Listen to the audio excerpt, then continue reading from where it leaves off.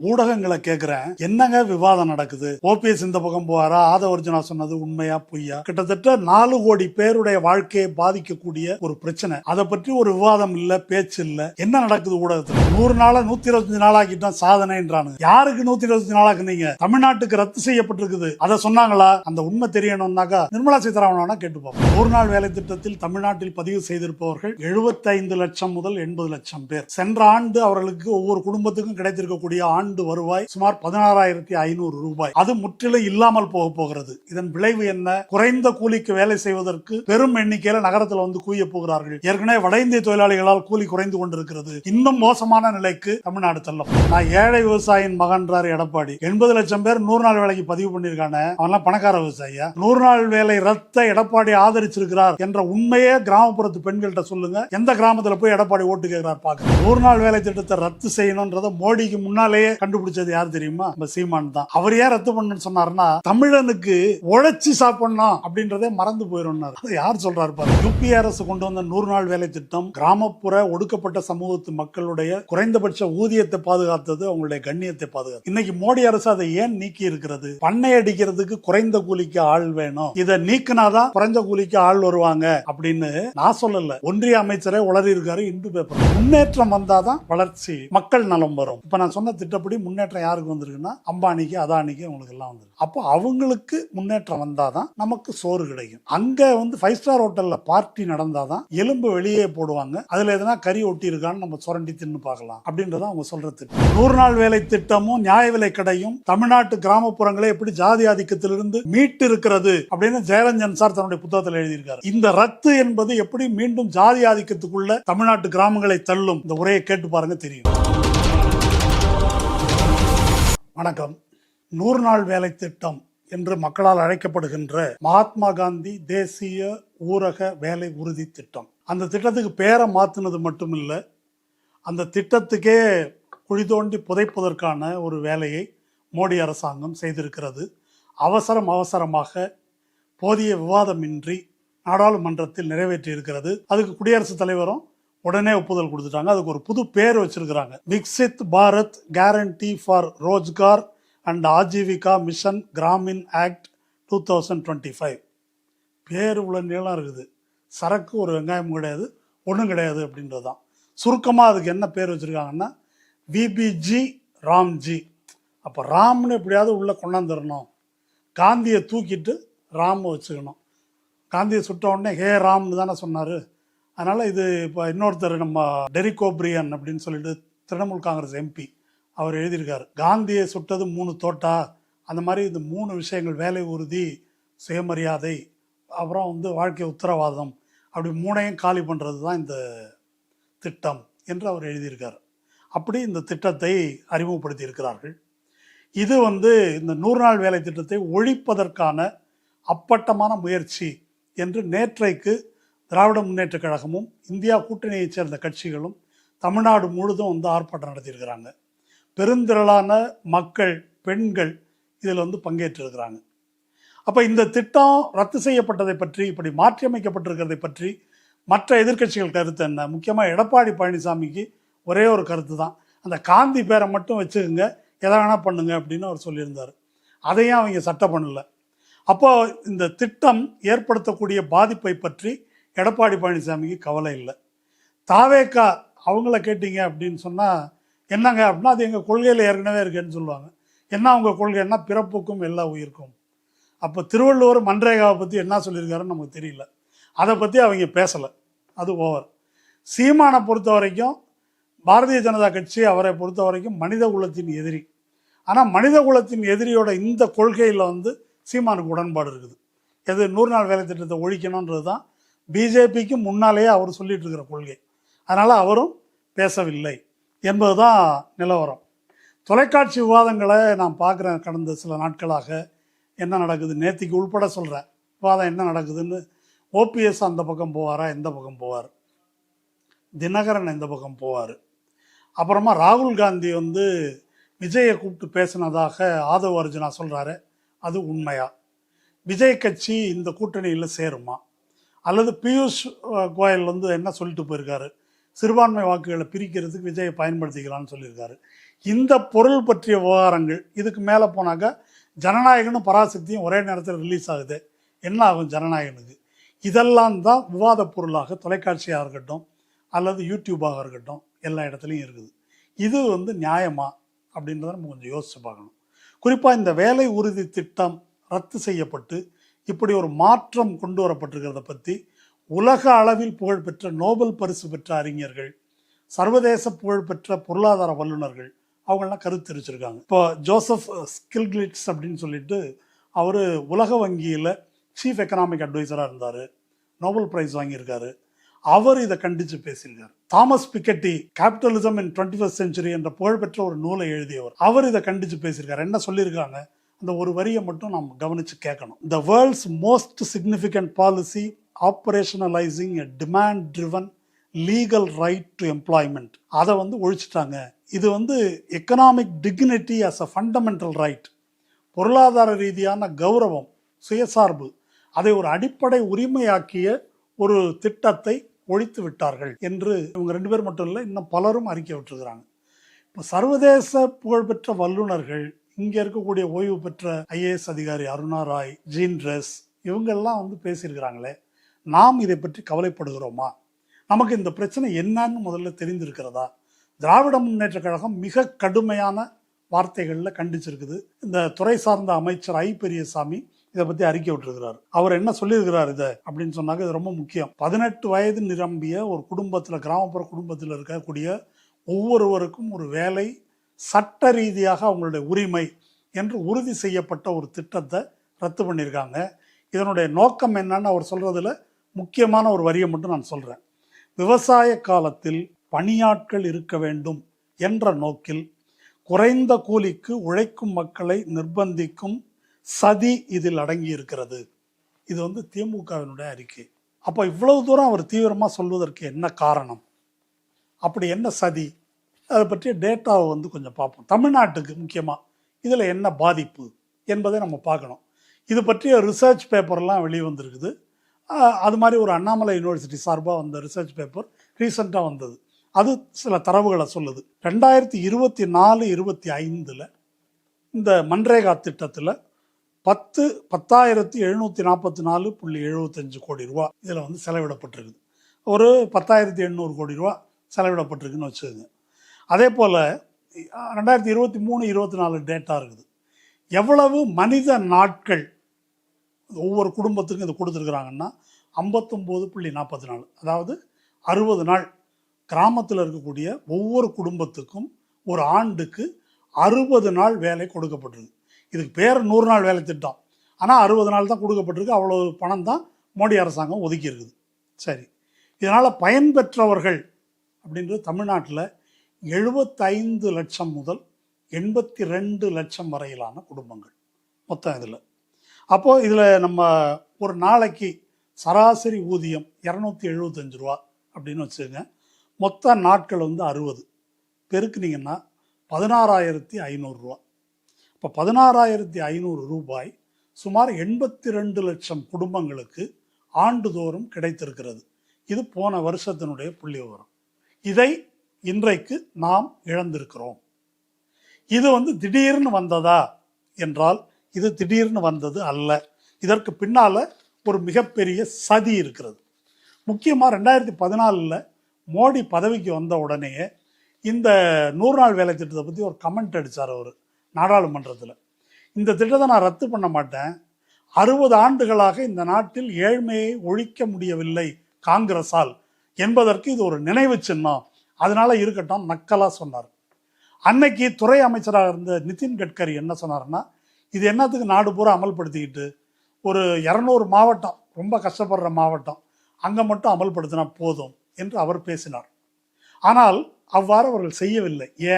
ஏனென்றால் பாரதிய ஜனதா கட்சி ஆளக்கூடிய மாநில முதல்வர்களே இதற்கு எதிர்ப்பு தெரிவித்தாங்க. இதை ரத்து பண்ணனா நம்ம கதை கந்தல் ஆகிடும், வேணாம் ரத்து பண்ணாதீங்க என்று சொன்னார்கள். அதனால ரத்து பண்ணல. அது மட்டுமல்ல, குறிப்பாக கொரோனா காலத்தில் கிராமப்புற மக்களுக்கு ஒரு உயிர் ஆதாரமாக விளங்கியது இந்த திட்டம்தான். இந்த திட்டத்தை ஒழிப்பது அப்படின்றது மோடி அரசனுடைய பிளான். அந்த பிளானுக்கு ஒரு கமிட்டி போட்டாங்க. அந்த கமிட்டிக்கு பேர் அமர்ஜீத் சின்ஹா கமிட்டி. அந்த கமிட்டி 2023 தன்னுடைய அறிக்கையை வெளியிட்டாங்க. அந்த அறிக்கையை இதுவரை மோடி அரசு வெளியிடவில்லை. போன வருஷம் டிசம்பர் மாதம் ஹிந்துஸ்தான் டைம்ஸ் நாளேட்டில் அந்த அறிக்கையின் சில பகுதிகள் வெளியே வந்திருந்தது. அதை நான் படித்து பார்த்தேன். அதில் என்ன அந்த கமிட்டி தெளிவாக சொல்லியிருக்குதுன்னா, இந்த திட்டத்தை மிகச்சிறப்பாக அமல்படுத்தக்கூடிய மாநிலங்கள் தமிழ்நாடு, ஆந்திரா, கேரளா போன்ற மாநிலங்கள். இங்கெல்லாம் வாழ்க்கை தரம் உயர்ந்திருக்குது. அதனால இந்த மாநிலங்கள் இந்த திட்டத்தை ஊற்றி மூடிவிடலாம். இது என்னுடைய வார்த்தையில் சொல்கிறதா நீங்கள் எடுத்துக்கலாம். இதை கேளுங்க. Special policy interventions will be required to examine alternatives for Manrega in states with high middle wealth index states currently having high use of Manrega, Tamil Nadu, Andhra, Telangana, Kerala etcetera. அப்போ இப்படிப்பட்ட ஒரு சதி திட்டத்தின் கீழ் தான் இது இந்த மன்ரேகா திட்டம் முடிவுக்கு கொண்டு வரப்பட்டிருக்கிறது. இது தமிழ்நாட்டுக்கு மட்டும் என்றல்ல, யாருக்கு கொடுக்கலாம் யாருக்கு கொடுக்க வேண்டாம் என்ற அதிகாரத்தை மோடி அரசு கையில் எடுத்துக்கொள்ளும் வகையில் இந்த திட்டம் திருத்தப்பட்டுள்ளது. பார்லிமெண்ட்ல 8 மணி நேரம் விவாதத்துக்கு இதுக்கு ஒதுக்குனாங்களாம் நேரம். அதை 6 மணி நேரமாக குறைச்சிட்டாங்க. எப்படி குறைச்சாங்கன்னா, எதிர்கட்சியெல்லாம் பேசுறது பேசிக்கிங்க, நம்ம அனாவசியமாக பேச வேணாம் அப்படின்னு பிஜேபிக்காரங்க 2 மணி நேரத்தை கட் பண்ணிட்டு நிறுத்திட்டாங்க.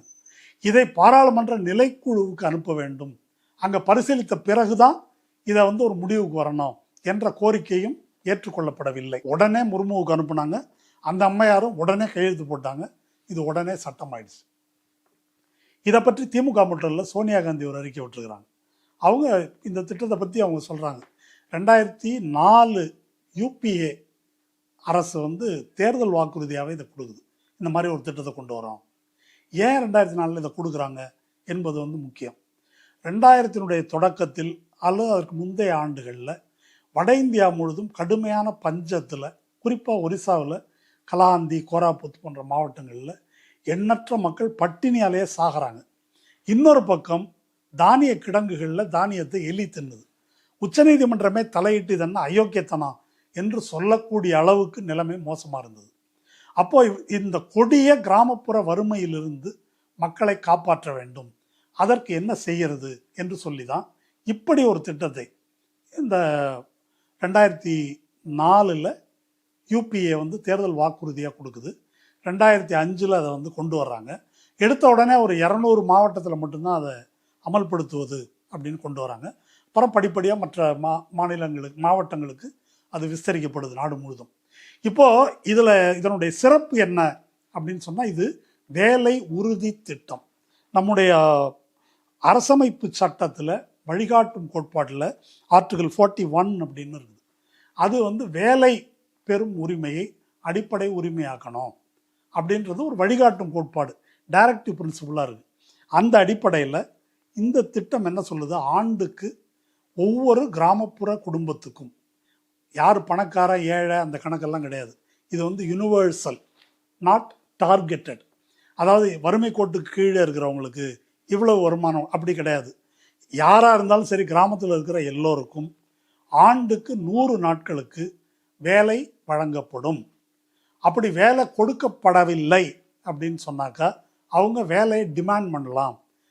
டிமாண்ட் பண்ணியும் வேலை கொடுக்கலன்னா அந்த ஊதியம் அவர்களுக்கு கொடுக்கப்பட வேண்டும் என்று இதை ஒரு உரிமையாக்குகின்ற, அரசாங்கமாக பார்த்து செய்கிற இலவச திட்டம் இல்லை, இதை உரிமையாக்குகின்ற வகையில் இந்த சட்டம் நிறைவேற்றப்பட்டது.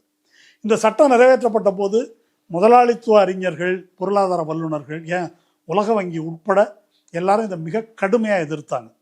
இது நாட்டை நாசமாக்கிறோம், இப்படி சும்மா சோறு போட்டாக்கா, இப்படி ஒன்றும் இல்லாத போட்டாக்கா என்ன ஆகும் என்று கடுமையாக எதிர்த்தார். ஆனால் அடுத்த சில ஆண்டுகளிலேயே இது ஏற்படுத்திய மாற்றங்கள் எல்லாரையுமே ஆச்சரியத்துக்கு உள்ளாக்கியது. என்ன மாற்றம்னாக்கா, இந்த வேலை உறுதி திட்டத்தின் மூலம் எண்ணற்ற பெண்கள் வேலைக்குள்ள வராங்க. மிக முக்கியமாக தலித் சமூகத்தினர், நிலமற்ற விவசாயிகள், கொஞ்சம் நிலம் வச்சிருக்கிற ஏழை விவசாயிகள், பெண்கள், இவங்க இந்த வேலை திட்டத்துக்குள்ள வர்றாங்க. ஒன்று. ரெண்டாவது, இது அமல்படுத்தப்பட்டதுனால கிராமப்புறங்களில் சாலைகள் அமைப்பது, குளங்களை தூர்வாருவது, புதிதாக குளங்கள் வெட்டுவது, அது இல்லாமல் சில பழத்தோட்டங்களை உருவாக்குவது, இப்படி ஒவ்வொரு மாநிலம் ஒவ்வொரு மாவட்டத்துக்கும் ஏற்ப பல ஆக்கப்பூர்வமான திட்டங்கள், ஒரு இன்ஃப்ராஸ்ட்ரக்சர் உள்கட்டுமானங்கள் உருவாக்கப்பட்டன இந்த திட்டத்தின் மூலம். இதெல்லாம் பார்த்த பிறகு இதை கடுமையாக சாடிய உலக வங்கியே பின்னாளில் தன்னுடைய கருத்தை மாற்றிக்கொள்ள வேண்டிய கட்டாயம் ஏற்பட்டது. அப்போது இதை பற்றி நிறைய ரிசர்ச் வந்திருக்குது. 100 நாள் வேலைன்னு இதை சொன்னாலும் சராசரியாக 55 நாளைக்கு மேலே 60 நாளைக்கு மேலெல்லாம் இந்த வேலை பொதுவாக வந்து கொடுக்கப்பட்டதில்லை இத்தனை காலத்தில். அந்த அளவில் அது பயனுள்ளதாக இருந்திருக்கு. எந்த அளவில்? இதை பற்றி சில ஆய்வுகள் வந்திருக்குது. அந்த ஆய்வு என்ன சொல்லுதுன்னாக்கா, ஒரு கிராமப்புறத்தில் ஒரு ஏழை குடும்பத்தின் வருமானம் 14 விழுக்காடு அதிகரித்திருக்கிறது. ஒரு ஆண்டுக்கு அல்லது ஒரு மாதத்துக்கு 14 விழுக்காடு அதிகரித்திருக்கிறது. இப்போ 10,000 ரூபா மாத வருமானம்னாக்கா ஒரு 1400 ரூபா கூடி இருக்குது. அது இல்லாமல் ஏழ்மை அப்படின்றது 26 விழுக்காடு குறைஞ்சிருக்குது. ஏழைகளின் எண்ணிக்கை, ஏழ்மையின் அளவு 26 விழுக்காடு குறைஞ்சிருக்குது. இதெல்லாம் வந்து ஆய்வு முடிவுகள். இது மட்டும் அல்ல, இதன் விளைவாக என்ன நடந்திருக்குது? பெண்கள் படிக்க போயிருக்கிறாங்க. பெண்களுக்கு பொருளாதார சுதந்திரம் இதில் கிடைத்திருப்பதனால டொமஸ்டிக் வயலன்ஸ் என்று புருஷன் வந்து தண்ணியை போட்டு வந்து அடிக்கிறது, அல்லது புருஷன் பொறுப்பு இல்லாமல் இருந்தால் குழந்தைகள் வந்து பட்டினி கிடக்கிறது, இது வந்து மாறி இருக்குது. இது இல்லாமல் பிரசவகால சாவுகள் குறைஞ்சிருக்குது. இதை பற்றி எண்ணற்ற ஆய்வுகள் இந்த மன்ரேகா திட்டம், இது உலகத்திலேயே ஒரு யுனிக்கான திட்டம். அதனால் பெரிய அளவுக்கு நீங்கள் கூகுள் பண்ணி பார்க்கலாம். இதை பற்றி நிறைய ஆய்வுகள் வந்திருக்குது. இந்த மாற்றங்கள் எல்லாம் ஏற்பட்டிருக்கிறது அப்படின்றத எழுதியிருக்கிறாங்க. இவ்வளவு ஒரு நல்ல திட்டத்தை ஏன் மாற்ற வேண்டும்? இதை எப்படி மாற்றுறாங்க? ஏற்கனவே எப்படி இருந்தது? ஏற்கனவே இது எப்படி இருந்தது அப்படின்னா, இந்த வேலை திட்டத்தை பொறுத்த வரைக்கும் ஒன்று வேலை பார்க்குறவங்களுக்கான ஊதியம், ரெண்டாவது வேலை செய்ய தேவையான பொருள்னால் கருவிகள் மட்டும் இல்லை. இப்போ ஒரு கட்டடம் கட்டுறது அப்படின்னாக்கா செங்கல், சிமெண்ட்டு, அந்த மாதிரி தேவைகள் இருக்குது. கால்வாய்னா அதற்கு தேவையான தேவைகள் இருக்குது. அப்போ இந்த பொருட்களுக்கான செலவு, அப்புறம் வேலை செய்பவர்களுக்கான ஊதியம், இதில் ஆக பெரும்பான்மையான தொகையை ஒன்றிய அரசு ஏற்றுக்கொண்டது. ஊதியத்தை பொறுத்த வரைக்கும் 100% ஒன்றிய அரசு எடுத்துக்கிச்சு. பொருள்களை பொறுத்த வரைக்கும் 75 விழுக்காடு அந்த செலவை வந்து ஒன்றிய அரசு எடுத்துக்கிட்டு 25 விழுக்காடு மாநிலங்கள் வந்து பொறுப்பேற்றுக் கொள்ளணும் என்று ஒதுக்கியது.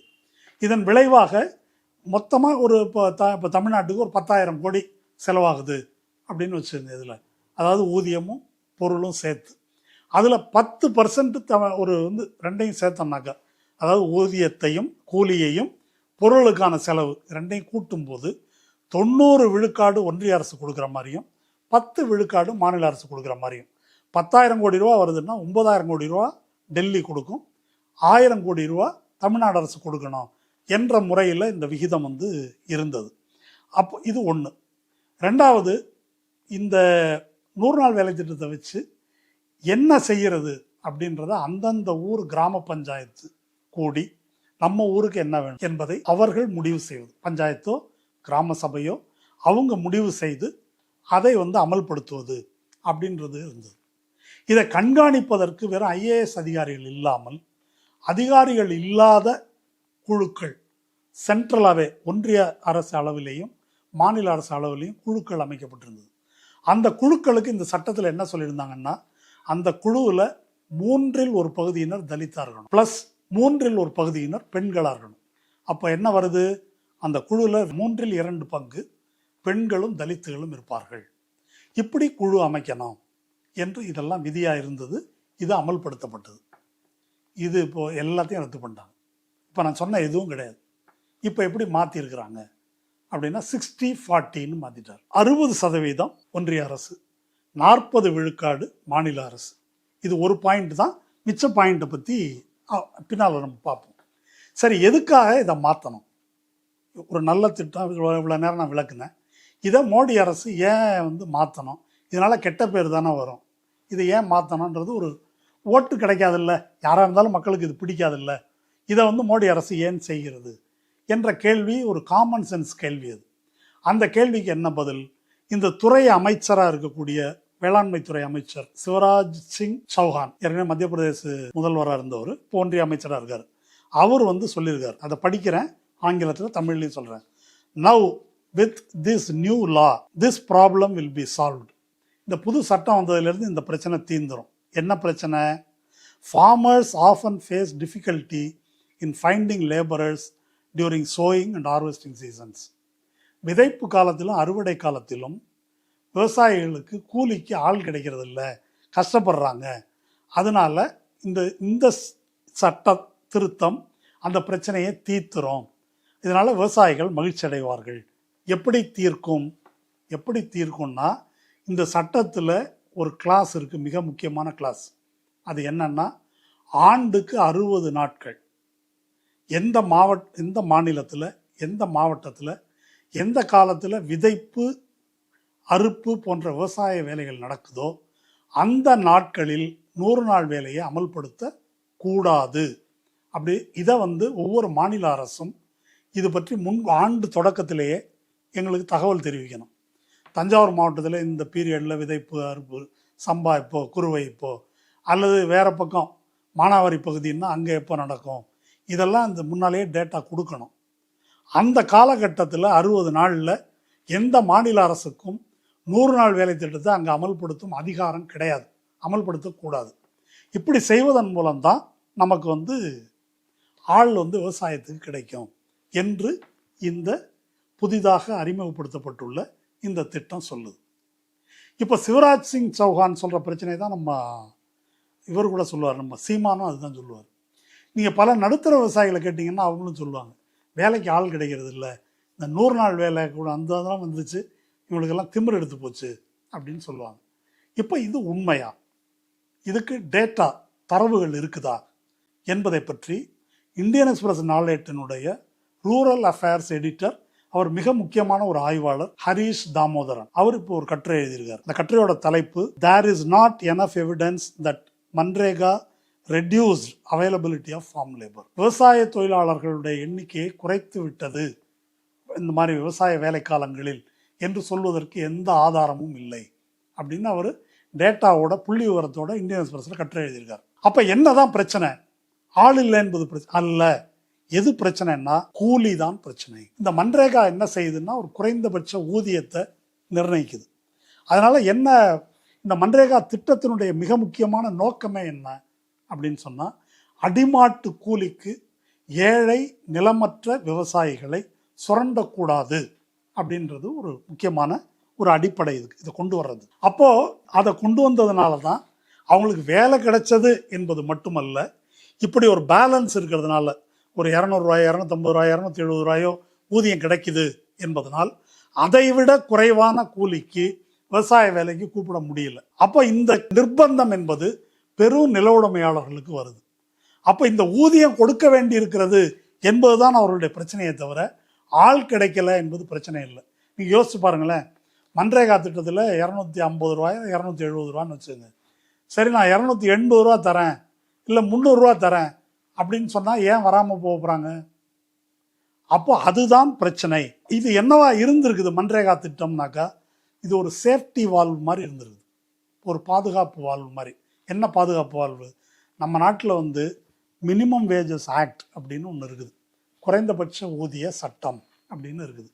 ஆனால் நம்ம இப்போ ஹோட்டலில் வேலை பார்க்குறவங்க, கடையில் வேலை பார்க்குறவங்க, டிபார்ட்மெண்ட் ஸ்டோரில் வேலை பார்க்குறவங்க, இல்லை எங்கள் ஃபேக்ட்ரியில் வேலை பார்க்குற யாரை வேணால் கேளுங்க, மினிமம் வேஜஸ் ஆக்ட் படி உங்களுக்கு எவ்வளோ ஊதியம்னு தெரியுமான்னு கேளுங்க. அது அவங்களுக்கே தெரியாது, முதலாளிக்கும் தெரியாது, தொழிலாளிக்கும் தெரியாது. முதலாளிக்கு தெரிஞ்சாலும் அதை பற்றி கவலைப்பட வேண்டியதில்லை. ஏனென்றால் இந்த குறைந்தபட்ச ஊதியம் என்ற சட்டப்படியான குறைந்தபட்ச ஊதியம் என்பது எங்கேயும் அமல்படுத்தப்படுவதில்லை. நகரத்திலேயே இப்படி நிலைமை அப்படின்னா கிராமத்தை பற்றி நம்ம சொல்ல வேண்டியதில்லை. அப்போ கிராமத்தில் சட்டப்படி இதை கொடுக்கணும் அப்படின்னு சொல்லிட்டு எந்த லேபர் இன்ஸ்பெக்டரும் அங்கே வரப்போகிறதில்லை. டவுனுக்கே, ஃபேக்ட்ரிக்கே வரமாட்டான். விவசாய கூலிக்கு யார் கேட்க போகிறாங்க? அப்போ அந்த பாதுகாப்பை எது வழங்குது அப்படின்னா இந்த ஊதியம் அப்படின்றது தான் வழங்குது. அப்போ அந்த சேஃப்டி வால்வை இப்போ மோடி அரசாங்கம் எடுத்துருச்சு. 2025 இந்த மன்ரேகா திட்டம் பற்றி ஆராய்ச்சி செய்த நாடாளுமன்ற நிலைக்குழு, நாடாளுமன்ற நிலைக்குழுன்னா எதிர்கட்சி மட்டும் இல்லை, ஆளுங்கட்சியும் உண்டு, எல்லாரும் சேர்ந்து என்ன முடிவு பண்ணியிருக்காங்க தெரியுமா? ஒரு நாளைக்கு மன்ரேகாவுக்கு 100 நாள் வேலைக்கு குறைந்தபட்ச ஊதியமாக 400 ரூபாய் நிர்ணயிக்க வேண்டும் என்று பரிந்துரைத்திருக்கிறார்கள். இப்போ இப்போ ஒரு மோடி கொண்டு வந்திருக்கிற இந்த சட்டம் இருக்கு இல்லையா, அது எந்த குறைந்தபட்ச ஊதிய நிர்ணயமும் இதில் கிடையாது. மினிமம் வேஜஸ் ஆக்டும் கிடையாது. குறைந்தது இவ்வளவு ஊதியம் இருக்கணும் என்பது இல்லை. இதில் என்ன ரொம்ப முக்கியமானது என்ன அப்படின்னாக்கா, இந்த இப்போ கொண்டு வந்திருக்கக்கூடிய இந்த புதிய விபிஜி ராம்ஜி சட்டத்தில் தமிழ்நாட்டில் தஞ்சாவூர்லேயோ தருமபுரியிலையோ கன்னியாகுமரியிலையோ வேலை பார்க்கக்கூடிய மன்ரேகா ஊழியர்களுக்கு குறைந்தபட்ச ஒரு நாள் ஊதியம் என்ன என்பதை மோடி தீர்மானிப்பார். தஞ்சாவூரில் இருக்கிற ஊதியம் தருமபுரியில் இருக்காது, அல்லது பீகாரில் இருக்கிற ஊதியம் கேரளாவில் இருக்காது. அந்தந்த இடத்துக்கு ஏற்ப யார் தீர்மானிப்பாங்க? டெல்லியில் உட்காந்து மோடி அரசு தீர்மானிக்கும். அப்போ குறைந்தபட்ச ஊதியமும் கிடையாது. இந்த ஏரியாவில் மார்க்கெட்டில் என்ன இருக்குது, சந்தையில் அதில் என்ன ஊதியம் இருக்குது என்ற அந்த அளவுகோலும் கிடையாது. அவங்க முடிவு பண்ணுவாங்க என்ற முறையில் இது மாற்றப்பட்டிருக்கிறது. இப்போ இப்படிப்பட்ட மாற்றங்கள்லாம் கொண்டு வரும்போது இந்த மன்ரேகா திட்டத்தை மாநில அரசுகள் அமல்படுத்துவார்களா அப்படின்றது ஒரு மிகப்பெரிய கேள்வி. இப்போது ஒரு மாநிலத்துக்கு பணம் கொடுக்கணுமா வேண்டாமா, எந்த மாநிலத்துக்கு எவ்வளவு கொடுக்கலாம், அந்த மாநிலத்தில் எந்த மாவட்டத்தில் வேலை நடக்கலாம், அந்த மாவட்டத்துக்குள்ள எந்த கிராமத்தில். இப்போ ஏற்கனவே நான் என்ன சொன்னேன், பழைய மன்ரேகா திட்டத்தின் கீழே உங்கள் கிராமத்துக்கு குளம் வேணுமா, பள்ளிக்கூடம் வேணுமா, இல்லை வேறு ஏதாவது வேணுமா, தானிய கிடங்கு வேணுமா என்பதை அந்த கிராம சபை அல்லது பஞ்சாயத்து முடிவு பண்ணி கட்டலான்னு சொன்னேன். இப்போ நீங்கள் உங்களுக்கு என்னது வேணும்னு சொல்லி மோடிக்கு எழுதி அனுப்பணும். மோடி தான் முடிவு பண்ணுவார் உங்கள் ஊருக்கு என்ன வேணும் அப்படின்றத. இந்தியா முழுதும் அவங்க தான் முடிவு பண்ணுவாங்க. அப்போ தமிழ்நாட்டுக்கு கொடுக்குறதா வேணாமான்னு அவங்க முடிவு பண்ணுவாங்க, எந்த மாவட்டம்னு அவங்க தான் முடிவு பண்ணுவாங்க. உங்கள் ஊரில் என்ன செய்யணும், கோயில் கட்டணும்னு கூட முடிவு பண்ணலாம் அவங்க இல்லையா. அப்போ அவங்க தான் அதை முடிவு பண்ணுவாங்க. இதுக்கு மேலே 60 ரூபா அவன் கொடுப்பான், 40 ரூபா மாநில அரசு கொடுக்கணும். அதுக்கு மேலே ஒன்று இருக்குது பாருங்கள். இந்த திட்டத்தை உருவாக்கியவங்க 2 பேர் 2014 2015 தேசிய வளர்ச்சி கவுன்சிலில் சோனியா காந்தி தலைமையில் இருந்த தேசிய வளர்ச்சி கவுன்சில் யூபிஏ கவர்மெண்ட்டில் அருணா ராய், ஜீன் ரேஸ் 2 பேர். அந்த அருணா ராய் என்ற ஓய்வு பெற்ற ஐஏஎஸ் அதிகாரி அவங்க சொல்கிறாங்க, என்ன இந்த சட்டத்தில் சொல்லுதுன்னு சொல்கிறாங்க.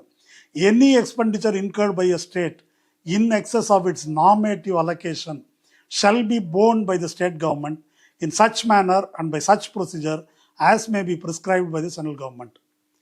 நீ 60 ரூபா கொடுக்குறேன், நான் 40 ரூபா கொடுக்குறேன். இப்போ திமுக அரசு இருக்குது, இதை வச்சுட்டு ஒரு வெங்காயமும் பண்ண முடியாது. இந்த 40 ரூபாயை வச்சுக்கிட்டு மேலே நான் 20 ரூபா போட்டு இதை செய்கிறேன் அப்படின்னா அதுக்கு டெல்லி அனுமதி வாங்கணுமா? இந்த கேலி கூத்து எப்படி இருக்குன்னு யோசிச்சு. நீ செலவு உன் காசில், மாநில அரசு காசில் எக்ஸ்ட்ரா செலவு பண்ணுறேன், எங்கள் ஊர் வீணாக போகுது, அது எங்களுக்கு தேவைப்படுது திட்டம், நீ கொடுக்குற காசை வச்சு நான் ஒன்றும் பண்ண முடியாது என்று மாநில அரசு செய்தாலும் அதை அவங்க ஒப்புதல் பெறாமல் அதை செய்ய முடியாது. அப்படின்னா இது மாதிரி நிபந்தனை விதித்தால் எந்த அரசாங்கமாவது இந்த மன்ரேகா திட்டத்தை அமல்படுத்துமா? இதையெல்லாம் சமாளிக்கிறதுக்கு தான் ஒரு பயங்கரமான வேலை பண்ணியிருக்குது மோடி அரசு. 100 நாள் வேலை என்பதை நாங்கள் 125 நாளாக மாற்றிவிட்டோம், உயர்த்தி விட்டோம். இது இந்த வடிவேல் காமெடி மாதிரி, கேளு அண்ணன்ட்ட தானே கேட்குற அப்படின்ற மாதிரி தான். இது இருந்தால் தானே கொடுக்கறதுக்கு. அதாவது எந்த மாநிலத்துக்கு கொடுக்கணும், எவ்வளவு கொடுக்கணும் எல்லாத்தையுமே அவன் முடிவு பண்ணுவானா. ஆனால் 125 என்ன 200 கூட எழுதி வச்சுக்கலாம். எதுவும் கொடுக்க போகிறது இல்லை. இதான் முதல்ல நான் சொன்னேன் இல்லை, தமிழ்நாட்டுக்கு மன்ரேகா திட்டத்தையே ஊற்றி மூடலாம் அப்படின்ற ரெக்கமெண்டேஷன் ஏற்கனவே இருக்குது. தமிழ்நாட்டுக்கு அது வேண்டியதில்லை அப்படின்னு தமிழ்நாடு, கேரளா, ஆந்திராவுக்கெல்லாம் தேவையில்லை என்றே எழுதி வைத்திருக்கிறார்கள். அப்போ இது எவ்வளவு பச்சையான அயோக்கியத்தனம், இதை செய்ய முடியுமா? இது அப்பட்டமான அரசமைப்பு சட்டத்துக்கு எதிரான நடவடிக்கை அப்படின்னு நான் சொல்லலை. சுபாஷ் சந்திர கார்க் அப்படின்னு ஒரு ஏற்கனவே ஃபினான்ஸ் செக்ரட்டரி, அவர் ஒரு ஆர்டிக்கல் எழுதியிருக்கார். இது ஒரு சென்ட்ரலி ஸ்பான்சர்ட் ஸ்கீம், சிஎஸ்எஸ், பழைய மன்ரேகா திட்டம் மாதிரி கிடையாது. இது ஒன்றிய அரசு கொண்டு வருகின்ற ஒரு திட்டம். அது ஆர்டிகிள் 282 அரசமைப்பு சட்டம் ஆர்டிகிள் 282 கீழே வருது. இந்த 282க்கு கீழே இந்த மாதிரி கட்டுப்பாடுகளை எல்லாம் விதிக்கிற அதிகாரம் ஒன்றிய அரசுக்கு கிடையாது. அதனால் இது அன்கான்ஸ்டியூஷனல், இதை சுப்ரீம் கோர்ட்டில் சேலஞ்சு பண்ணுங்க அப்படின்னு அவர் எழுதியிருக்கார். சுப்ரீம் கோர்ட் என்ன கதியில் இருக்குன்னு நமக்கு தெரியும். சேலஞ்ச் பண்ணால் என்ன ஆகும், நமக்கு இப்போ ஆளுநர் தீர்ப்பு வாங்கினதுக்கு 5 நீதிபதிகள் உட்காந்து என்ன ஆலோசனை சொன்னாங்க பிரசிடெண்ட்டுக்குன்னு நம்ம பார்த்தோம். அது சுப்ரீம் கோர்ட்டில் போய் ஆகுமா ஆகாதான்றது வேற. ஆனால் இது பிரைமா ஃபேசி ஆர்டிகிள் 282க்கு எதிரானது. ஒன்றிய அரசு சென்ட்ரலி ஸ்பான்சர்டு ஸ்கீம்னாக்கா நீ சொல்லலாம், அவ்வளோதான். அதுக்கு மேலே அதை கண்காணிக்கின்ற, உத்தரவிடுகின்ற, மாற்றி அமைக்கின்ற இந்த அதிகாரம்லாம் உனக்கு கிடையாது. அதனால் இந்த 60-40 கீழே இவன் கொடுக்குற காசை வாங்கிக்கிட்டு இவன் உத்தரவுக்கு கீழ்ப்படுகின்ற காரியத்தை எந்த மாநில அரசும் செய்வதற்கு துணியாது. அதனால் என்ன செய்வாங்கன்னா, பாருங்கள் உங்கள் ஸ்டேட் அமல்படுத்தலை அப்படின்னு சொல்லுவாங்க. அப்படி ஒரு அவதூறு பிரச்சாரம் ஏற்கனவே பண்ணிட்டு இருக்கிறாங்கல்ல, நாங்கள் கொடுத்துட்டோம் நீங்கள் பண்ணல, இன்னும் பொய், பச்சை பொய் பேசுகிறாங்க. நம்ம மெட்ரோ திட்டத்துக்கு நிர்மலா சீதாராமன் இப்படி தானே பேசுனாங்க. அப்போ அதை பேசுவார்கள். அப்போ இவர்களுடைய நோக்கம் என்ன? இப்படி மாற்றி அமைப்பதன் மூலம் இவங்க என்ன செய்ய விரும்புகிறார்கள்? இதில் பல நோக்கங்கள் இருக்குது. முதல்ல நான் மன்ரேகா திட்டத்தை பற்றி சொல்லும்போது ஒன்று சொன்னேன். அது என்ன அப்படின்னு சொன்னால், யூனிவர்சல் என்பதற்கும் டார்கெட்டட் என்பதற்கும் அடிப்படையிலே வேறுபாடு இருக்குது. இப்போ நம்ம மகளிர் சுயஉதவி, இப்போ நம்ம மகளிருக்கான உரிமை தொகை கொடுக்கறது, முதல்ல அது யூனிவர்சல் ஆக்கப்படலை, அப்புறமா இப்போ யூனிவர்சல் ஆக்குறாங்க. அது ஒரு யூனிவர்சல் டார்கெட்டட் அப்படி திட்டம் இருக்கும்போது என்ன வேறுபாடு வருது அப்படின்னு சொன்னாக்கா, வறுமை கோட்டுக்கு கீழே இருக்கணும், இல்லை ஆண்டு வருமானம் இவ்வளோ இருக்கணும், இதெல்லாம் இருந்தால் தான் உங்களுக்கு அப்படிங்கும்போது அதுக்கு போய் சர்டிஃபிகேட் வாங்க வேண்டியிருக்கு, அதுக்கு லஞ்சம் கொடுக்க வேண்டியிருக்கு. இது மாதிரி பல பிரச்சனைகள் வருது. யூனிவர்சல்னாக்கா பணக்காரனா ஏழையா எல்லாருக்கும் உண்டு அப்படின்னு சொல்லிடுறது ஒரேடியா. அப்படி சொல்லும்போது தேவையில்லாமல் வசதி படைத்தவர்களுக்கும் போகிறதே அப்படின்னு ஒரு கேள்வி இருந்தாலும் கூட, அந்த மாதிரி சொல்லும்போது என்ன ஆகுதுன்னாக்கா, இதனுடைய ரீச் அதிகமாக இருக்குது, ஊழலுக்கான வாய்ப்புகள், முறைகேடுக்கான வாய்ப்புகள் குறையுது. வசதி படைத்தவர்கள் அவங்களே வேணாம் அப்படின்னாக்கா வேணான்னு விட்டுறாங்க. இப்போ ரேஷன் கடை வேணான்னு சில பேர் முடிவு பண்ணுற மாதிரி விட்டுடுறாங்க. அந்த மாதிரி விட்டுடலாம். அது இது அந்த யூனிவர்சலாக இருந்த திட்டத்தை இது மறைமுகமாக எப்படி ஆக்கிடுச்சுன்னா, இப்போது டார்கெட்டட் ஆக்கிடுச்சு. டார்கெட்டட்னா இலக்கு. அதை யார் தீர்மானிப்பார்கள்? அந்த நாம்ஸ். இதை நாமேட்டிவ் அப்படின்னு சொல்கிறாங்க. அந்த நாம் என்ன, அந்த விதிமுறை, அதை யார் முடிவு பண்ணுவாங்கன்னா டெல்லி முடிவு பண்ணும். யார் அதுதான் முதல்ல சொன்னது. தமிழ்நாடு போன்ற வளர்ந்த மாநிலங்களுக்கு கொடுக்க வேணாம். அதை ஐ பெரியசாமி அறிக்கையில் சொல்லியிருக்காரு. வறுமையை ஒழிப்பதற்காக முயற்சி செய்யக்கூடிய தமிழ்நாடு போன்ற மாநிலங்களை தண்டிக்கின்ற ஒரு திட்டம் இது அப்படின்னு அவர் சொல்லியிருக்காரு. அப்போ அந்த நாம்ஸை அவங்க ஃபிக்ஸ் பண்ணுவாங்க. அதனால் அப்போ யாருக்கு கிடைக்கும் அப்படின்னா, யார் பிஜேபிக்கு ஓட்டு போடுறாங்களோ அந்த ஸ்டேட்டுக்கு கிடைக்கும். பிஜேபிக்கு ஓட்டு போடாத ஸ்டேட்டுக்கு கிடைக்காது. வேற மோடியோட மொழியில் சொன்னாக்கா, டபுள் என்ஜின் சர்க்காராக இருந்தால் கிடைக்கும். சிங்கிள் என்ஜின் சர்க்காரு, தமிழ்நாடு பிஜேபி ஜெயிக்க முடியாதுன்னு சொன்னீங்கன்னா அங்கே அது கிடைக்காது. இது ஒன்று. ரெண்டாவது என்ன, மிக முக்கியமாக, ஏற்கனவே நான் சொன்னேன் இல்லையா, அந்த அமைச்சர் சிவராஜ் சிங் சௌஹான் சொன்னது, விவசாய வேலைக்கு ஆள் கிடைக்கிறது. அப்போ இது என்ன செய்யும்னு கொஞ்சம் யோசிச்சு பார்க்கணும். நீங்கள் இந்த வேஜ் அப்படின்றது, கூலி அப்படின்றது, இதை எடுத்துட்டாக்க, இப்போ இது குறைந்தபட்ச கூலி கிடையாது, இந்த விவசாய நாட்களில் இந்த வேலை கிடையாது, மிச்ச நாளில் தான். அப்போது கிராமப்புற வேலையின்மை என்பது அதிகரிக்கும். கிராமப்புற வேலையின்மை அதிகரித்தால் அதனுடைய விளைவு என்னவாக இருக்கும்? அதனுடைய விளைவு என்னவாக இருக்கும்? மைக்ரேஷன், நகரத்தை நோக்கி செல்வது. நகரத்தை நோக்கி கிராமப்புற மக்கள் வெளியே செல்ல ஆரம்பித்தால், இங்கே மக்கள் குவிய ஆரம்பித்தால் அதன் விளைவு என்னவாக இருக்கும்? அதன் விளைவு கார்ல் மார்க்ஸ் சொல்லக்கூடிய ரிசர்வ் பட்டாளம், வேலையற்றோருடைய மிகப்பெரிய பட்டாளம். அந்த பட்டாளம் அதிகமாகும்போது கூலி குறைய ஆரம்பிக்கும். ஆள் கிடைக்குது. இப்போ சொல்கிறாங்கல்ல, 100 ரூபாய்னா 75 ரூபாய்க்கு எனக்கு ஆள் கிடைக்குது, அப்படி வந்துடும். இப்போ வட இந்திய தொழிலாளிகள் இங்கே வராங்களே, நம்ம ஊருக்காரன் வேலை செய்ய மாட்டேன்றான் அப்படின்னு சொல்லுவாங்க நம்ம சிறு முதலாளிகள் யாரை கேட்டாலும். அது ஒரு 2ஆம் பட்ச பிரச்சனை. முதல் பிரச்சனை, அந்த கூலிக்கு வேலை செய்வதற்கு இவர்கள் தயாராக இல்லை. அந்த குறைந்த கூலிக்கு வேலை செய்ய தமிழ்நாட்டு தொழிலாளிகள் தயாராக இல்லை. அப்போ குறைந்த கூலிக்கு ஆட்களை கொண்டு குவிப்பது, இதெல்லாம் தான் இந்த திட்டத்து விளைவுகளாக இருக்கும். இப்போ மன்ரேகா திட்டம் இதுக்கு மேலே இதை ஒழித்தது அப்படின்றது ஒரு மிகப்பெரிய இன்னொரு விளைவை ஏற்படுத்தும். அது என்ன அப்படின்னு சொன்னால், கிராமப்புறங்களில் சாதி ஆதிக்கத்தை உறுதியாக்கும், நிலைப்படுத்தும். இதை பற்றி பீகாரில் மன்ரேகா திட்டம் பற்றி ஆய்வு பண்ணியிருக்கிறாங்க. அங்கே பீகார் பெண்கள்கிட்ட போய் பேசும்போது, கிராமப்புற பெண்கள், தலித் பெண்கள்கிட்ட பேசும்போது, அவங்க இந்த மன்ரேகா திட்டத்தினால எனக்கு இவ்வளோ ரூபா கிடைச்சது அப்படின்னு முதல்ல சொல்லலை. அவங்க சொன்னது, நிலப்பிரபுக்களை அண்டி வாழும் நிலைமை எங்களுக்கு மாறி இருக்கிறது அப்படின்றத முக்கியமாக சொல்கிறாங்க. அவங்க பெருசாக மாறி இல்லை, ஓரளவுக்கு மாறி இருக்குன்றாங்க. இப்போ நிலப்பிரபுக்களை அண்டி வாழ்வதுன்னா என்ன? அந்த ஜாதி ஆதிக்கத்தை ஏற்றுக்கொள்வது. பிழைப்புக்கு அவர்களை சார்ந்திருக்க வேண்டும் என்ற நிலை இருந்தால் அந்த ஜாதி ஆதிக்கத்தை ஏற்றுக்கொள்ள வேண்டும் என்ற நிலை இருக்கும். இப்போ இந்த கான்டெக்ஸ்டில் நம்ம தமிழ்நாடை கொஞ்சம் ஒப்பிட்டு பார்க்கணும். முனைவர் ஜெயரஞ்சன் 2 நூல்கள் எழுதியிருக்கார். தமிழ்நாட்டில் நிலப்பிரபுத்துவம் வீழ்ந்த கதை அப்படின்னு ஒன்று, அடுத்தது திராவிடமும் சமூக மாற்றமும் அப்படின்ற இந்த புத்தகம் இது எழுதியிருக்கார். இதில் இந்த புத்தகத்தில் ரொம்ப இன்ட்ரெஸ்டிங்கான சில பகுதிகள் இருக்குது. அதை அதாவது இந்த மன்ரேகா திட்டம் அப்படின்றது மட்டும் இல்லை, ஒரு சாப்டர் தேசிய ஊரக வேலை உறுதி திட்டமும் கிராமப்புற ஜனநாயகமயமாக்கமும் அப்படின்னு சொல்லி ஒரு சாப்டர் இருக்குது. இந்த நூல் வாங்கி படிங்க. அதில் குறைந்தபட்சம் அந்த சாப்டரை படித்து பாருங்கள்.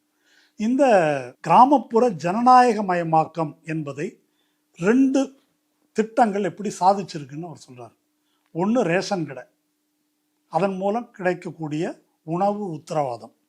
2வது இந்த 100 நாள் வேலை திட்டம். இது 2ம் கிராமப்புற சமுதாயத்தை எப்படி ஜனநாயகப்படுத்தியிருக்கு. ஜனநாயகப்படுத்தியிருக்குன்னாக்கா என்ன அப்படின்னு ஒரு கேள்வி வருது. ஒரு பகுதி, ஒரு சின்ன பகுதி மட்டும் இதில் படித்து காட்டுறேன், இன்ட்ரெஸ்டிங்கானது. அதில் வேறு நிறைய அம்சங்கள் இருக்குது. தஞ்சாவூரில் ஒரு கிராமத்தை எடுத்துக்கிட்டு ஒரு ஆய்வுக்கு எடுத்திருக்காரு. அந்த கிராமத்தில் ஆதிக்க சாதியினர் இருக்காங்க, தாழ்த்தப்பட்டவர்கள் இருக்கிறாங்க, எல்லா சமூகத்தினரும் இருக்கிறாங்க. அதில் ஆதிக்க சாதியில் இருக்கிறவங்க வேளாளர் சமூகத்தை சேர்ந்தவங்க. அதில் அவர் எழுதுகிறார் பாருங்க, ஏழை உயர் சாதி வேளாளர் குடும்பங்களைச் சேர்ந்த ஆண்கள் தங்கள் சொந்த வயல்களில் வேலை பார்த்தனர். வேறு வழி இல்லாத போது மற்றவர்களுக்காக வேலை பார்த்தனர். ஆனால் அந்த குடும்பங்களை சேர்ந்த பெண்கள் ஒருபோதும் கூலி வேலை செய்யவில்லை. எனவே தேசிய ஊரக வேலை உறுதி திட்டம் வரும் வரை உயர் சாதி ஆண்கள் பெண்கள் மத்தியில் உடல் உழைப்பு தாழ்ந்தது என்ற சிந்தனை முறை மேலோங்கி காணப்பட்டது. இப்போ இது 100 நாள் வேலை திட்டம் வந்துடுது. இதில் முதல்ல வேலைக்கு வர்றவங்க வேளாளர் சாதி பெண்கள்னு சொல்கிறாங்க. ஏன் அப்படின்னு சொன்னால், அவங்க எந்த முதலாளிக்கு கீழேயும், வேற ஜாதி முதலாளிக்கு கீழே வேலை பார்க்கல, அவங்க ஒரு கவர்மெண்ட் வேலை பார்க்குறாங்க. இப்போ எந்த முதலாளிக்கு கீழேயும் அது சொல்கிறார் பாருங்க, இந்த திட்டத்தை எஜமானர் இல்லாத அரசு வேலையாக கருதினர்.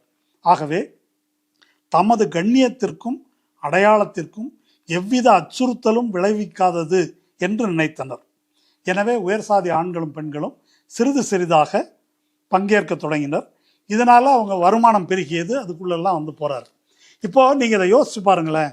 ஒரு கிராமத்தில் இதுவரை வேலைக்கு, இந்த மாதிரி கூலி வேலைக்கு வராத ஆதிக்க சாதிகளை சேர்ந்த பெண்கள், தலித் பெண்கள், இவங்க எல்லாம் ஒரு களத்தில் ஒன்றாக வேலை செய்யும் போது சாதிய இறுக்கம் என்பது மாறுது.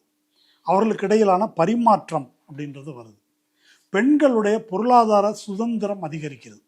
இதை பற்றி சில ஆய்வுகள்லாம் இருக்குது. இந்த வேலை உறுதி திட்டத்தில் போகக்கூடிய பெண்களில் அந்த காசை கொண்டு போய் புருஷன்கிட்ட கொடுக்குறவங்க எவ்வளோ பேர், தான் வைத்து கொள்பவர்கள் எவ்வளோ பேர் அப்படின்னு டேட்டா பார்க்கும்போது 60 விழுக்காட்டுக்கு மேலே அவங்க கையில் வச்சுக்கிறாங்க. அதன் விளைவாக என்ன வருது அப்படின்னு சொன்னால், ஆண் ஆதிக்கம் என்பது குறையுது. பெண் விடுதலை, பெண்களுடைய சமத்துவ உணர்ச்சி என்பது அதிகரிக்குது. இது ஒரு உரிமை உணர்ச்சி வருது. இது எல்லாமே வெறும் பொருளாதாரம் சார்ந்த விஷயம் அல்ல. இது ஒரு சமூக மாற்றத்தை உருவாக்குது. எப்படி ரேஷன் கடை, தமிழ்நாடு சிவில் சப்ளைஸ் கார்பரேஷன் கலைஞர் முதல்ல ஆரம்பிக்கிறார்.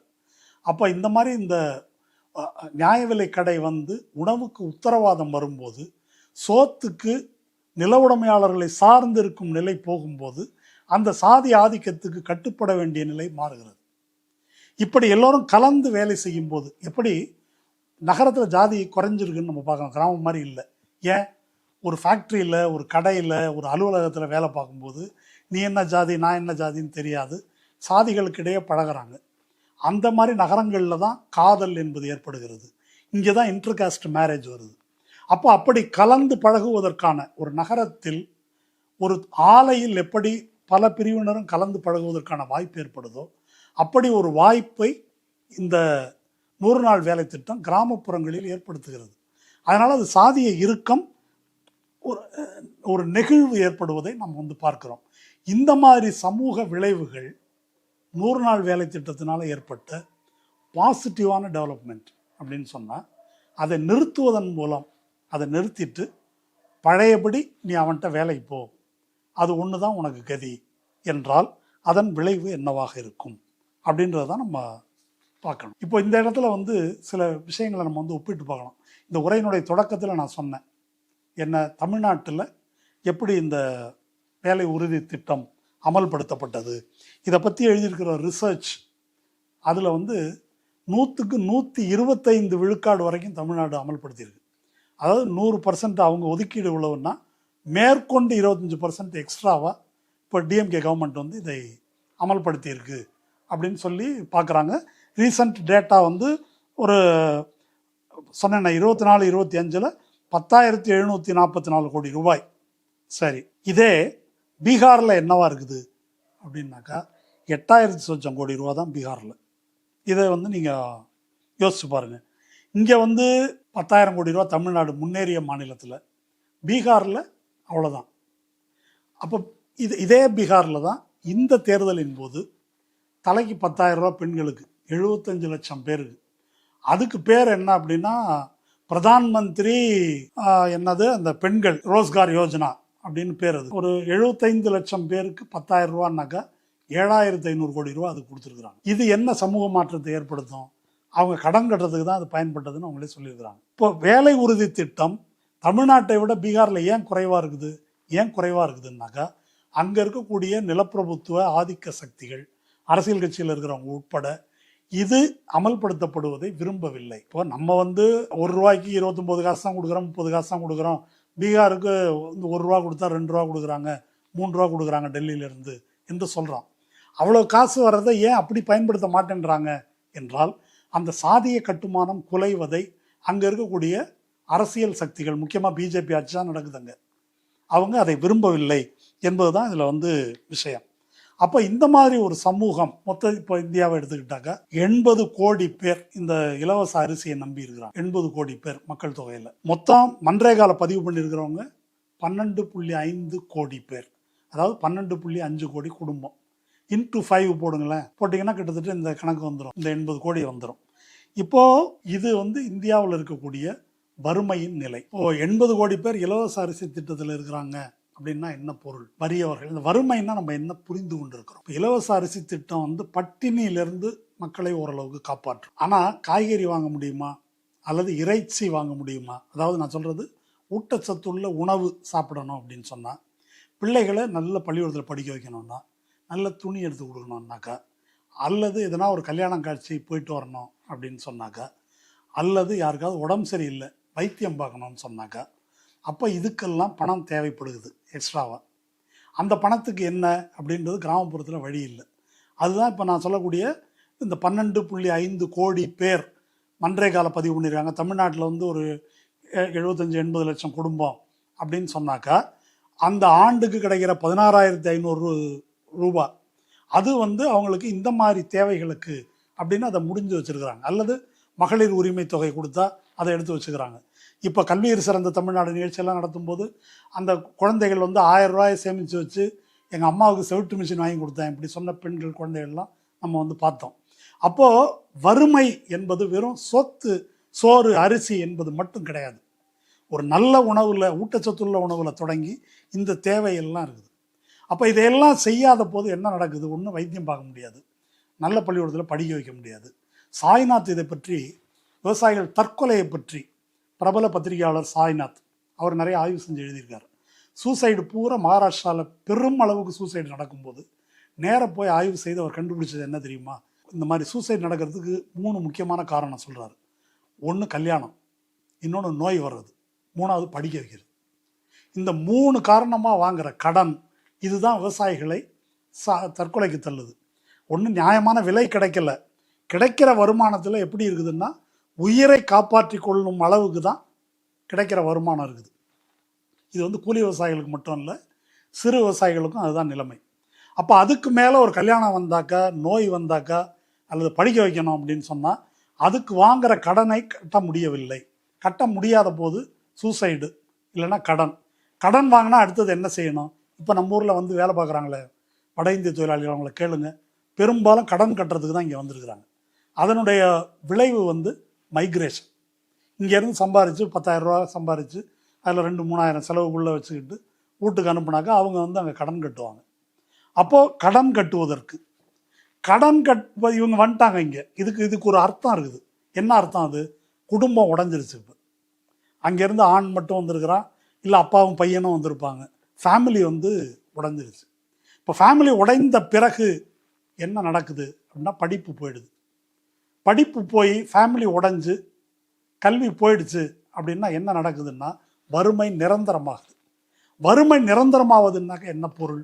சாதி நிரந்தரமாகிறது. சாதி என்ற அடிப்படையில் என்ன ஸ்டேட்டஸில் அந்த சமூகத்தில் அவர்கள் இருந்தார்களோ அந்த நிலையில் அப்படியே வைக்கப்படுகிறார்கள் அப்படின்றது தான். அப்போது மன்ரேகா திட்டமும் நியாய விலைக்கடையும் தமிழ்நாட்டில் நிலப்பிரபுத்துவ ஒடுக்குமுறையை, சாதிய இறுக்கத்தை தளர்த்தி இருக்கிறது என்று சொன்னால், இவற்றை ரத்து செய்வது என்பது எங்கே கொண்டு போகுதுன்னா ஆட்டோமேட்டிக்காக சாதிய ஆதிக்கத்தை நிலைநாட்டுவதற்கு, பழைய சமூக முறையை பாதுகாப்பதற்கு தான் கொண்டு போகும். நம்ம வந்து இந்த சனாதன கொடுங்கோன்மை, பார்ப்பன ஃபாசிசம் அப்படின்னு சொன்னாக்க பாடத்திட்டத்தை மாற்றுவது, இல்லைன்னா பகவத்கீதையை இதில் கொண்டு வருவது, அல்லது கோயிலில் இப்படி பண்ணுறது, தீபம் இதுதான் நம்ம பார்க்கக்கூடாது. இந்த பொருளாதார ரீதியாக இவர்கள் செய்கின்ற இந்த காரியங்கள் எல்லாம் பழைய சமூக அமைப்பை பாதுகாப்பதை நோக்கி கொண்டு போகுது. ஆனால் புரிந்து கொள்வது எப்படி நமக்கு இருக்குன்னா, இடஒதுக்கீடு இந்த மாதிரி சில விஷயங்கள்ல இது அடங்கிறதா நம்ம நினைக்கிறோம். ஆக பெரும்பான்மையான ஓபிசி, எஸ்சி சமூகங்களை சேர்ந்த மக்கள், இதை சார்ந்தவர்கள், இடஒதுக்கீட்டினால் வேலை கிடைத்தவர்கள் அல்ல. ஆக பெரும்பான்மையான மக்கள் இதில் தான் இருக்கிறாங்க. இப்போ இதிலிருந்து அவர்கள் மீண்டு வருவதற்கு என்ன வாய்ப்பு இருக்குதோ அதெல்லாம் கட் பண்ணி விடுது மோடி அரசு என்பதை நம்ம பார்க்கணும். அப்போ இது மாதிரி செய்யும்போது, இப்படி மைக்ரேஷனில் கொண்டு வந்து நகர்ப்புறத்தில் குவியும் போது அது ஆட்டோமேட்டிக்காக தானாக என்ன செய்யுதுன்னாக்கா கூலி குறைப்பை நோக்கி இட்டு செல்லுகிறது. இதை பொருளாதார வல்லுநர்கள் என்ன சொல்கிறாங்கன்னா ஈசிங் ஆஃப் லேபர் மார்க்கெட், இந்த உழைப்பு சந்தையை தளர்த்தி விடுவதுன்னு சொல்கிறாங்க. ரொம்ப நாசூக்கான வார்த்தை. இதுக்கும் மன்ரேகா திட்டத்தை காலி பண்ணுறதுக்கும் இப்போ லேபர் கோட் பில் அப்படின்னு கொண்டு வந்து தொழிலாளர்கள் உரிமைகளை ரத்து பண்ணியிருக்காங்க இல்லையா, இது ரெண்டுக்கும் நேரடியான ஒரு உறவு இருக்குது. அது என்ன நேரடியான உறவு? லேபர் கோட் பில் என்ன செய்யுது? 300 பேர் வரைக்கும் வேலை செய்யக்கூடிய நிறுவனங்களில் எப்போ வேணால் லே ஆஃப் பண்ணலாம். வேலை நிறுத்தம் செய்யும் உரிமை கிடையாது. அதுக்கு பிறகு இந்த கிக் லேபர் என்று சொல்லக்கூடிய ஸ்விக்கி, ஜொமேட்டோ இப்படி வேலை பார்க்கக்கூடியவர்கள், இதை வந்து ஒரு பேட்டர்னாகவே வந்து மாற்றுகிறது. ஏற்கனவே தொழிலாளர்களுக்கு இருக்கக்கூடிய சட்ட ரீதியான எல்லா பாதுகாப்புகளையும் அது அகற்றிவிட்டது. பல பிஜேபி ஆளும் மாநிலங்களில் 12 மணி நேர வேலை என்பது சட்டப்பூர்வமாக்கப்பட்டுருச்சு. அப்போது இது மாதிரி ஆக்கும்போது இப்போ இதெல்லாம் கிளியர் பண்ணியாச்சு. இப்படி வேலை பார்க்குறதுக்கான ஆட்கள் வேணும். அந்த ஆட்கள் வந்து கிராமப்புறத்துலேருந்து தான் வரணும். கிராமப்புறத்தில் விவசாயம் நலிந்து அழிந்து கொண்டிருக்கிறது. அதை மென்மேலும் கார்ப்பரேட் மயமாக்குவதற்கான வேலைக்கு தான் அந்த 3 விவசாய சட்டங்கள் வந்து கொண்டு வரப்பட்டது. விவசாயிகள் போராட்டத்தால் அது தடுத்து நிறுத்தப்பட்டுருச்சு. இப்போ இந்த மக்களை நகர்ப்புறத்தை நோக்கி குவிப்பது என்பதை இது வந்து செய்யும். அதனால் நம்ம இந்த மன்ரேகா திட்ட ரத்தை நம்ம எப்படி புரிந்து கொள்ளக்கூடாதுன்னாக்கா, ஒரு ஆண்டுக்கு 1 லட்சம் கோடி ரூபாயை கொஞ்சம் செலவு பண்ணுறாங்க, அந்த பணத்தை நிறுத்துறதுக்காக அதுக்கு தான் என்று புரிந்து கொள்ளக்கூடாது. இது வந்து ஒரு பெரிய டிசைன். அந்த டிசைன் என்ன அப்படின்னா, முதலாளித்துவ நிறுவனங்களுக்கு, கார்ப்பரேட் நிறுவனங்களுக்கு, பெரிய பெரிய கட்டுமான நிறுவனங்களுக்கு சீப் லேபரை சப்ளை பண்ணுவது ஒன்று. இன்னொன்று சாதி அமைப்பை பாதுகாப்பது. இப்போ அம்பேத்கர் வந்து பார்ப்பனியமும் முதலாளித்துவமும் நம் எதிரிகள் அப்படின்னு சொன்னால் அதான் இது. அது ஒரு கோட்பாடு மாதிரி இருக்குது. அது எப்படி டிரான்ஸ்லேட் ஆகுது யதார்த்தத்துக்கு என்றால் இப்படி தான் அது வருகிறது என்பதை நாம் புரிந்து கொள்ள வேண்டும். அதனால் வந்து இப்போ மன்ரேகாவுக்கு 2025 மோடி அரசு செலவிட்டிருக்கிற தொகை இப்போ முடிஞ்ச இதில் 1.4 லட்சம் கோடி ரூபா. 1.04 தான், 4 லட்சம்லாம் இல்லை, 1 லட்சம் கோடி ரூபான்னு வச்சுங்களேன். இதான் அவங்க வந்து செலவு பண்ணியிருக்கிறது மொத்த இந்தியாவுக்கு. இதே காலகட்டத்தில் இந்த மோடி ஆட்சிக்கு வந்த 2014 வந்தார். 2015 ஒரு 10 ஆண்டுகளில் வங்கி கடன் தள்ளுபடி, அதுவும் பொதுத்துறை வங்கியில் மட்டும் எவ்வளோன்னா 12 லட்சம் கோடி ரூபா. 10 வருஷம், இதே 12 வருஷம் தான் வச்சு கிட்டத்தட்ட முதலாளிகளுக்கு கடன் தள்ளுபடி பண்ணது மட்டும் ஆண்டுக்கு சராசரியாக 1 லட்சம் கோடி. இது வந்து உண்மையில் எவ்வளோன்னு எனக்கு தெரியாது. இது ராஜ்யசபாவில் அவங்க கொடுத்துருக்கிற டேட்டா, இது அரசாங்கம் கொடுத்துருக்கிற டேட்டா. அதே போல் 2019 கார்ப்பரேட் நிறுவனங்களுக்கு வரி விலக்கு கொடுக்குறாங்க மேசிவாக. அந்த வரி விலக்கு மூலம் ஒவ்வொரு ஆண்டும் 1.45 லட்சம் கோடி வருவாய் இழப்பு ஏற்படும். இதுவும் அரசாங்கம் கொடுத்த புள்ளி வரும். இப்போ கடன் தள்ளுபடி 1 லட்சம் கோடி, இந்த வரி தள்ளுபடி வரி விலக்கு கொடுத்ததன் காரணமாக அது ஒரு 1.5 லட்சம் கோடி, மொத்தம் 2.5 லட்சம் கோடி இதில் மட்டும். இதை ஒப்பிடும்போது இது கொசு மாதிரி. மன்ரேகாவுக்கு இத்தனை கோடி மக்களுக்கு, எவ்வளவு கோடி பேர், 12.5 கோடி பேர், 12.5 கோடி குடும்பம், 12.5 கோடி குடும்பத்துக்கு கொடுக்குற தொகை 1 லட்சம் கோடி. இந்த முதலாளிகளுக்கு கொடுத்துருக்கிறது 2.5 லட்சம் கோடி ஆண்டுக்கு. அதனால் இப்போ பிரச்சனை என்ன அப்படின்னாக்கா, இது அயல். நேத்திக்கு வந்து இந்த சிவராஜ் சிங் சௌகான் வந்து இதற்கு எதிர்ப்பு ஆர்ப்பாட்டம் இதெல்லாம் நடக்குதா, ஹிந்துவில் ஒரு கட்டுரை எழுதியிருக்கார். அந்த கட்டுரையில் ஒரு தத்துவம் சொல்கிறார் அவர். அதாவது அந்த வரியை அப்படியே சொல்கிறேன் நான். This is a conceptual error. The assumption that welfare and development R opposing choices. வளர்ச்சியும் முன்னேற்றமும் இது ரெண்டையும் ஒன்றுக்கு எதிராக ஒன்றை நிறுத்துகிறார்கள். இது ரொம்ப தப்பு. சரி, எதுங்க ரைட்டு? முன்னேற்றத்தின் வழியாக தான் வளர்ச்சி வரணும். நம்ம மோடி சொன்ன பிரபலமான ஒரு இது ஒன்று இருக்குது. இந்த நாட்டில் முதலாளிகளை வந்து ரொம்ப கேவலமாக வில்லனாகவே சித்தரிச்சிட்டாங்க. நான் அவர்களை என்ன சொல்லுவேன்னா, வெல்த் கிரியேட்டர்ஸ், செல்வத்தை உருவாக்குபவர்கள் அப்படின்னு சொன்னார். இப்போ சிவராஜ் சிங் சௌகான் சொல்கிறது என்ன அப்படின்னு சொன்னால், முன்னேற்றம் வந்தால் தான் வளர்ச்சி, வெல்ஃபேர், மக்கள் நலம் வரும். அப்போ முன்னேற்றம் யாருக்கு? இப்போ நான் சொன்ன திட்டப்படி முன்னேற்றம் யாருக்கு வந்திருக்குன்னா, அம்பானிக்கு, அதானிக்கு, அவங்களுக்கு எல்லாம் வந்திருக்கு. அப்போ அவங்களுக்கு முன்னேற்றம் வந்தால் தான் நமக்கு சோறு கிடைக்கும். அங்கே வந்து 5 ஸ்டார் ஹோட்டலில் பார்ட்டி நடந்தால் தான் எலும்பு வெளியே போடுவாங்க. அதில் எதனா கறி ஒட்டியிருக்கான்னு நம்ம சுரண்டி தின்னு பார்க்கலாம். புல்லுக்கும் அங்கே புசியுமாம் அப்படின்றதான் அவங்க சொல்கிற திட்டம். இப்போ மன்ரேகா திட்டம் என்பது வெல்ஃபேரை வந்து அவங்க வழியாக தான் கிடைக்கணும் என்று இல்லாமல் வரியிலிருந்து நேரடியாக மக்களுக்கு வழங்குகிறது என்பது தான் அவங்களுடைய பிரச்சனை. அப்போது இதை ஒழித்து முழுக்க எல்லாரையும் ஆண்டைகளின் தயவில், முதலாளிகள் மற்றும் நில உடைமையாளர்களின் தயவில் ஒடுக்கப்பட்ட வர்க்கத்தினர், ஒடுக்கப்பட்ட சமூகத்தினரை தள்ளுவது என்பதுதான் இவங்களுடைய நோக்கம். இது வந்து இப்போது மன்ரேகா திட்டத்தை இப்படி மாற்றிட்டாங்க என்பதில் மட்டும் நடக்கலை, பல வடிவங்களில் அது வந்து நடந்திருக்குது. இப்போ நியூ எஜுகேஷன் பாலிசி அப்படின்றது கல்வியிலிருந்து வெளியேற்றுவது அதனுடைய நோக்கம். ஃபாரஸ்ட் ரைட்ஸ் பில் என்பது நம்ம மன்மோகன் சிங் ஆட்சி காலத்தில் யூபிஏ கவர்மெண்ட்டில் வந்தது.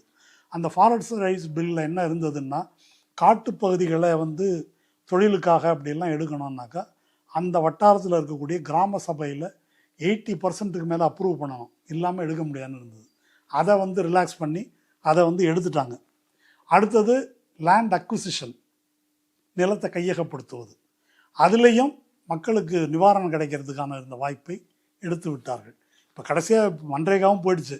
இப்போ மிச்சம் இருக்கிறது என்ன அப்படின்னா, 10 கிலோ அரிசி கொடுத்துட்ருக்குறாங்க, பிடிஎஸ் நியாய விலை கடை, அது ஒன்று தான் இப்போ வந்து மிச்சம் இருக்குது. அதையும் எடுத்துட்டாக்கா முற்றும் முழுதாக இந்த கார்ப்பரேட் முதலாளிகளுடைய சுரண்டலுக்கு, ஒரு கட்டுப்பாடற்ற சுரண்டலுக்கும் அடிமைத்தனத்துக்கும் திறந்து விட முடியும் என்பது தான் இவங்களுடைய நோக்கம்.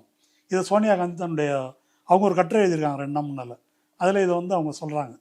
அப்போ இது ஒவ்வொன்றையும் நம்ம தனித்தனியாக பார்க்கக்கூடாது. மன்ரேகாவை காலி பண்ணி இப்போ இதை கொண்டு வந்திருக்காங்க, இந்த விபிஜி ராம்ஜி கொண்டு வந்திருக்காங்களே அப்படின்றது தனி அல்ல.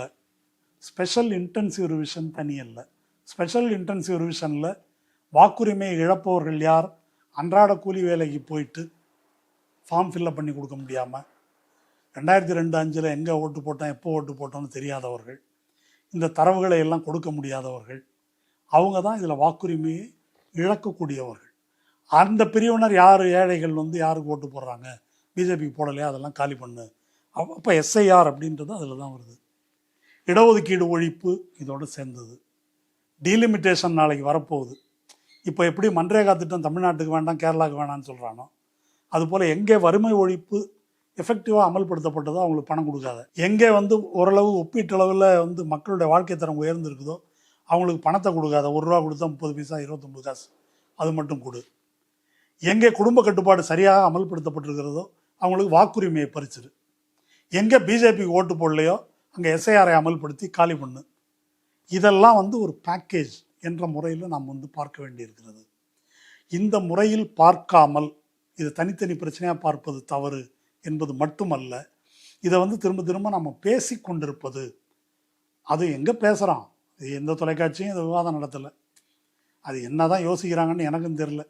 இது எவ்வளவோ ஒரு சீரியஸான ஆக பெரும்பான்மையான மக்களுடைய வாழ்க்கையை வாழ்வாதாரத்தை பாதிக்கக்கூடிய ஒரு பிரச்சனை. அதில் இப்படி கருத்து சொல்லிட்டு எடப்பாடி அலட்சியமாக போக முடியுது. அவனை கேட்டால் எனக்கு ஜனநாயகன் ஆடியோ லான்ச்சு மலேசியாவுக்கு போகிறேன்னு அவன் போகிறான். இவனெல்லாம் விட்டுட்டு இந்த கேள்வியை கூட கேட்க தெரியல யாருக்கும். கேட்கக்கூடிய அக்கறை இல்லாமல் இருக்குது. இதை நினைக்கும் போது ரொம்ப அதிர்ச்சியாகவும் கேவலமாகவும் இருக்குது. 3 வேளாண் சட்டங்கள் வந்தபோது பஞ்சாப் விவசாயிகள், மேற்கு உத்தரப்பிரதேசம், ஹரியானா விவசாயிகள் அப்படி ஒரு போராட்டம் நடத்தினாங்க. 700-800 பேர் செத்தாங்க அங்கே. ஆனால் வேற வழியே இல்லாமல் அந்த சட்டங்களை திரும்ப பெற வேண்டிய நிலைக்கு மோடி அரசு தள்ளப்பட்டது. இப்போ இப்படி கோடிக்கணக்கான மக்களை 12.5 கோடி மன்ரேகா பதிவு அப்படின்னு இன்ட்டு 5 அப்படின்னா 70-80 கோடி மக்களை பாதிக்கிறது. மக்கள் தொகையில் பாதிக்கும் மேலே. தமிழ்நாட்டை எடுத்துக்கிட்டால் 80 லட்சம் குடும்பம். 80 லட்சம் குடும்பம்னா 4 கோடி பேர். 4 கோடி பேரை பாதிக்கக்கூடிய பிரச்சனையை பற்றி தமிழ்நாட்டு பத்திரிகைகளில் தலைப்பு செய்தி தான் வந்துருக்குதான். அவன் வந்து மந்திர் வகீம் பண்ணேங்கே அப்படின்ற மாதிரி தீபம் வகி கொளுத்தேங்கன்னு இந்த நாய்ங்க இப்போ திருப்பரங்குன்றத்தில் அதை கிளப்பிட்டு இருக்கிறானுங்க. அதுக்கு ஒரு விவாதம், அதுக்கு ஒரு சுவமோட்டோ வழக்கு தீர்ப்பு. இங்கே பார்த்தா சினிமா. இதெல்லாம் என்ன நடக்குது? தொலைக்காட்சிகள் இதை பற்றி பேசுவதில்லை. திரும்ப திரும்ப கூட்டணி விவகாரம், ஓபிஎஸ், இந்த யார் எந்த பக்கம் போனால் நமக்கு என்ன? அதனால என்ன நடக்க போகிறது? இதை பற்றி யார் பேசுகிறார்கள்? இப்போ பேச வேண்டும் என்றால் இது வந்து நிச்சயமாக பெண்களுக்கு புரியாத பிரச்சனை கிடையாது. அப்போ ஒவ்வொரு கிராமத்திலும் பெண்களிடம் உங்களுடைய எதிரி இந்த மோடி அரசு, உங்களுடைய எதிரி இந்த மோடிக்கு கையால் வேலை பார்க்கக்கூடிய எடப்பாடி, இந்த மோடிக்கு கையால் வேலை பார்க்கக்கூடிய விஜய் கட்சி தாவேகா, இவங்க தான் உங்களுடைய எதிரிகள் என்பதை கிராமப்புறத்தில் இருக்கக்கூடிய பெண்கள் ஒவ்வொருவரிடமும் கொண்டு செல்ல வேண்டும். ஒவ்வொரு கிராமத்திலையும் போராட்டம் தொடங்கணும். அமைதியான வழியில் அப்படியே ஒரு போராட்டம் தொடங்கினாதான் இது அரசியல் ரீதியாக என்ன பிரச்சனை என்பது வந்து மக்களுக்கு புரியும். இப்போ செவிலியர்கள் போராடுகிறார்கள், அரசு ஊழியர்கள் போராட்டம் நடத்த போகிறேன், பழைய பென்ஷன் திட்டம், அதெல்லாம் விட பெரிய பிரச்சனை இது. அதெல்லாம் விட பரம ஏழைகளின் பிரச்சனை இது. இந்த பிரச்சனைக்கான போராட்டம் எல்லா இடத்துலையும் தொடங்கணும். அப்படி தொடங்கும் போது தான் எதிரி யார் என்பதை மக்கள் புரிந்து கொள்வார்கள்.